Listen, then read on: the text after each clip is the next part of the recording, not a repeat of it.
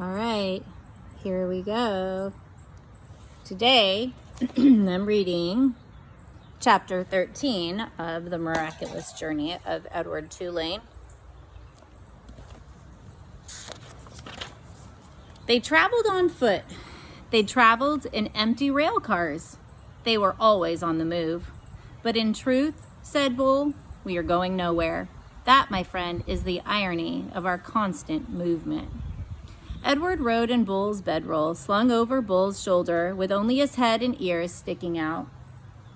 Bull was always careful to position the rabbit so that he was not looking down or up, but was, instead, forever looking behind him at the road they had just traveled. At night, they slept on the ground under the stars. Lucy, after her initial disappointment about Edward being unfit for consumption, took a liking to him and slept curled up beside him. Sometimes she even rested her muzzle on his china stomach, and then the noises she made in her sleep, whimpering and growling and chuffing, resonated inside Edward's body. To his surprise, he began to feel a deep tenderness for the dog. During the night, while Bull and Lucy slept, Edward, with his ever-open eyes, stared up at the constellations. He said their names, and then he said the names of the people who loved him. He started with Abilene, and then went to Nellie and Lawrence, and from there to Bull and Lucy, and then he ended again with Abilene. Abilene, Nellie, Lawrence, Bull, Lucy, Abilene. See, Edward told Pellegrina, I'm not like the princess. I know about love. There were times, too, when Bull and Lucy gathered around a campfire with other tramps. Bull was a good storyteller and an even better singer.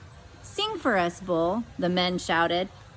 Edward loved it when Bull sang.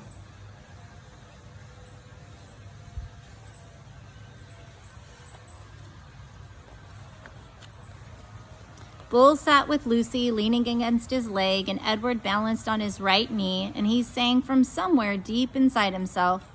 Just as Edward could feel Lucy's whimpers and growls resonate through his body at night, he could also feel the deep, sad sound of Bull's songs move through him. Edward loved it when Bull sang, and he was grateful to Bull, too, for sensing that a dress was not the right kind of clothing for Edward. Malone, said Bull one night, it's not my desire to offend you or to comment negatively on your choice of garb, but I'm forced to tell you that you stick out like a sore thumb in that princess dress.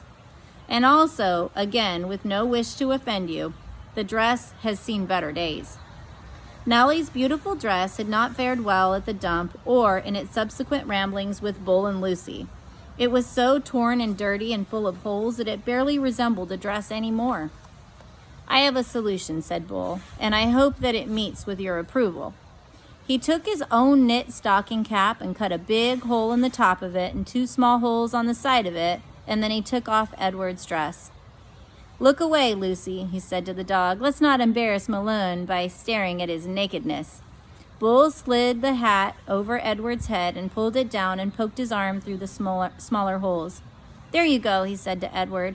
Now you just need some pants. The pants Bull made himself, cutting up several red handkerchiefs and sewing them together so that they formed a makeshift covering for Edward's long legs. Now you have the proper outlaw look, said Bull, standing back to admire his work. Now you look like a rabbit on the run. Up next will be chapter 14. There is Edward in his new garb. At least he's not wearing a dress anymore, right?